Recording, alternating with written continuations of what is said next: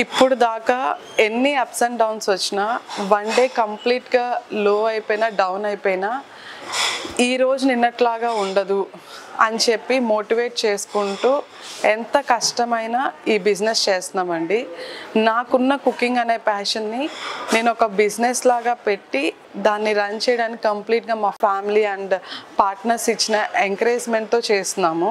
మొన్న Saturday around 12 PM అలాగా మన ఇండియా టైంలో అండ్ కెనడా టైంలో అరౌండ్ 3 AM అలాగా ఎవరో తెలీదు, ఎందుకు చేశారో తెలీదు, రెస్టారెంట్ మిర్రర్ ఏదైతే ఉందో అది పగలు కొట్టేసి లోపలికి వెళ్ళి మొత్తం పెట్రోల్ పోసేసి ఫైర్ వేస్తే అదంతా వీడియో తీసుకొని మొత్తం కాల్చేశారు.